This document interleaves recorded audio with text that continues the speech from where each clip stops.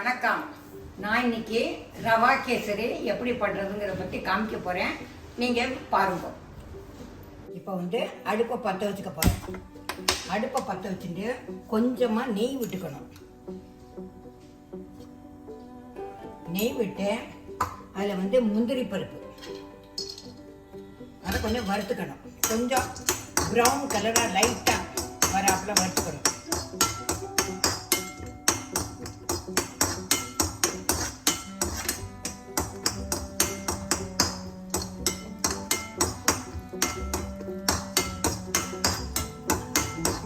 கொஞ்சம் வறுக்கிறோதே அதில் கிஸ்மிஸை போட்டுடலாம்.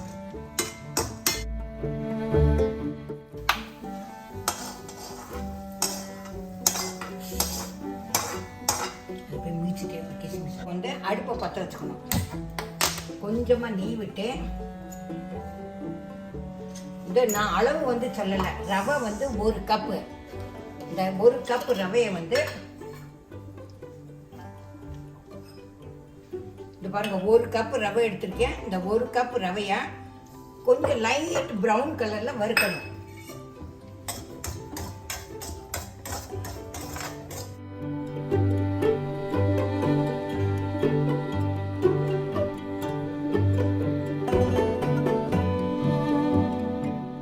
ரவையை வறுத்தாச்சு. லைட் ப்ரௌன் கலர்ல, ரொம்பவும் கருப்பா அது கருப்பாயிரும். அதனால லைட் ப்ரௌன் கலர்ல வறுக்கணும்.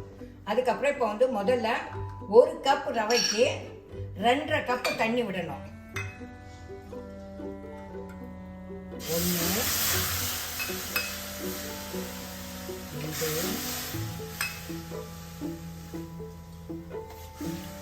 2.5 கப்பு தண்ணி விட்டுருக்கேன். தண்ணி நல்லா கொதிக்கணும். கொதிக்கிறோது இந்த ரவையை போட்டு கிண்டணும். ரவை கொஞ்சம் வேகணும். வெந்ததுக்கு அப்புறம் தான் ஜீனியை போட முடியும். கொஞ்சம் சிம்மா வச்சுட்டு இந்த ரவையை இந்த தண்ணி கொதிக்கிறது அதில் போடணும். ரவை நல்லா வேகணும். வெந்ததுக்கு அப்புறம் தான் ஜீனியை போட முடியும்.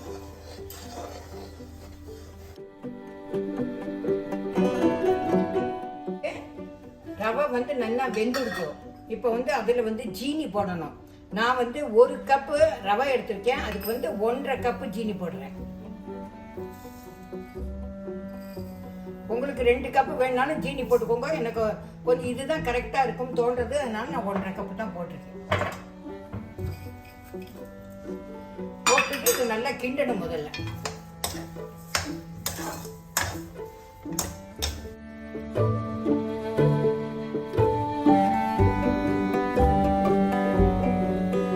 இப்போ குங்குமப்பூ கொஞ்சம் சூடாக வெந்நீரில் விட்டு வச்சிருக்கேன். இப்போ இந்த குங்குமப்பூவை இதில் போட போகிறேன்.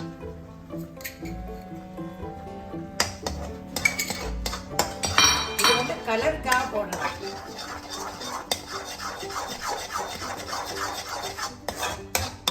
இதுல கொஞ்சம் நெய் விடணும்.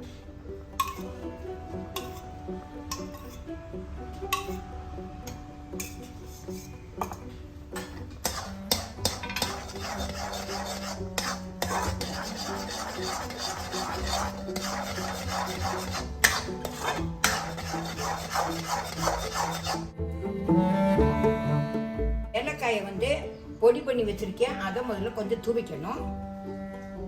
தூவிக்கிட்டு 2 கிண்டணும்.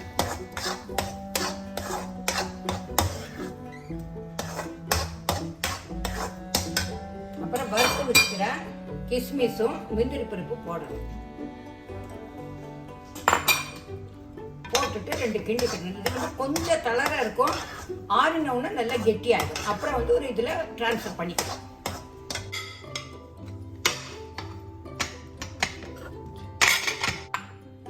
கேசரி ரெடி ஆகிடுத்து. இது பாருங்க, ஒரு பிளேட்டில் ட்ரான்ஸ்ஃபர் பண்ணி வச்சுருக்கேன். கேசரி ரெடி ஆகிடுத்து. நான் இப்போ பிளேட்டில் ட்ரான்ஸ்ஃபர் பண்ணி வச்சுருக்கேன். நீங்கள் சாப்பிட்டு பார்த்துட்டோம். லைக் பண்ணுங்க, ஷேர் பண்ணுங்க, சப்ஸ்கிரைப் பண்ணுங்க. எப்படி இருக்குங்கிறதுக்கு கமெண்ட் பண்ணுங்க. Okay, bye bye, tata.